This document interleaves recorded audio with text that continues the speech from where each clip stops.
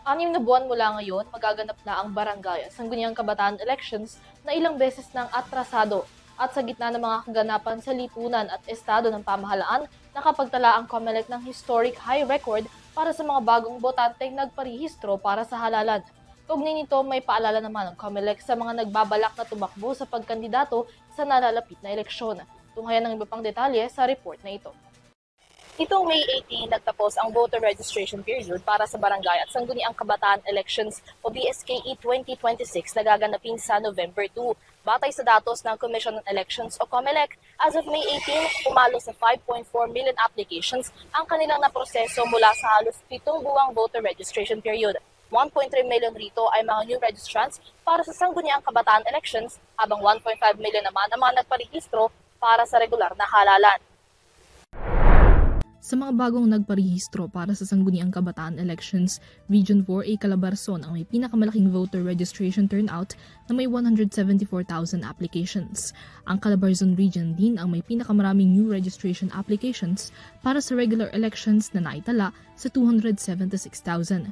Para sa COMELEC, makasaysayang maituturing ang dami ng mga nagparehistro para maging botante sa BSKE 2026. Sa kabila nito, aminado si COMELEC Chairperson George Erwin Garcia na mayroon pa rin mga applicants ang inabutan na ng cut-off. Ni COMELEC, pagamat ako po sadyang nalulungkot at humihingi po ako ng dispensa yung po sa mga hindi po nakaabot na pagbigyan ng COMELEC, yung iba nga po ay na cut-off pa nung sa ibang lugar, lalo na po dito sa NCR. Kasi naman po, sana po sa susunod ang ating pong pakiusap, huwag naman po talagang sasadyain natin o talaga pong isasagad natin hanggang sa uling araw ng isang deadline. Alam niyo po, ang nagiging panuntunan ni COMELEC ngayon, kung niyo po napapansin, wala po tayong ginagawa ng mga extension. Hindi po sadyang maganda na lagi na lang inaasahan ng mga kababayan natin yung may extension tayo. Ayon kay Garcia, kung hindi mapopostpone ang BSKE 2026 sa 2027 na magkakaroon ng bagong voter registration. Sa Senado, may nakabinbing panukala si Senadora Amy Marcos na isinusulong ang kanselasyon ng November 2, 2026 BSKE sa October 2027. Ayon kay Marcos, ang panukalang postponement ay bilang konsiderasyon sa krisis enerhiya na kinaharap ng bansa bukod pa sa posibleng kalituhan bilang sasabay ito sa undas. Although sa kasalukuyan ng batas natin, November 2 pa rin ang BSKE natin. So kung sakasakali po na ito ay ma-reset, halimbawa, magre-resume po kami ng registration of voters. Kung sakali pong matuloy naman ang BSKE ngayong November 2, pero ito po ang resumption of February na ng 2027 para sa bagong registration ng mga botante para naman po yan sa 2028 national and local election. So aabutin po ng February 2027 up to September of 2027 yung susunod na registration ng mga botante po natin.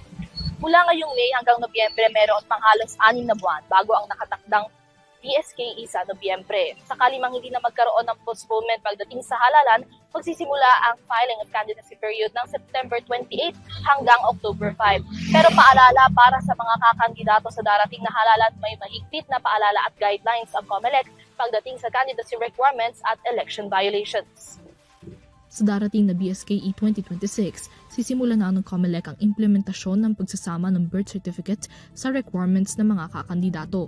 Ayon kay Garcia, ang pagbabagong ito ay hakbang upang siguruhing lehitimo ang pagkakakilanlan ng mga kandidato at para maiwasan ng maulit ang similar na issue kaugnay sa identidad ni dating Bamban Tarlac Mayor Alice Guo. Certificate requirement. We will refuse to accept certificates of candidacies ng Sangguniang Kabataan, ng barangay chairman o ng kagawad na kandidato kapag walang naka-attach na certified true copy ng birth certificate. Kahit po sa civil registrar lang, again sa barangay and estate, para po hindi mangyari more or less, sana mapigilan namin yung nangyari sa Tarlac, sinama na po natin bilang requirement ang birth certificate. At least makikita mo doon kung sino nanay at tatay mo at ano ang citizenship ng nanay at tatay mo. At anong taon ka pinanganak. Alam niyo po, para sa kaalaman ng lahat, para po malaman niyo kung anong citizenship niyo, alamin niyo po kung maliban sa nanay at tatay niyo na nakalagay kung anong citizenship nila, kung kailan kayo pinanganak. Bakit? Yung kung kailan po kayo pinanganak, yan po ang magsasabi kung anong saligang batas ang applicable sa inyo. Paglilinaw pa ng COMELEC, manual at hindi automated ang magiging proseso ng COC filing para sa BSKE. Sa makatuwid, lahat ng mga aspirant na nakapaghain ng kanilang Certificate of Candidacy ay ituturing ng kandidato.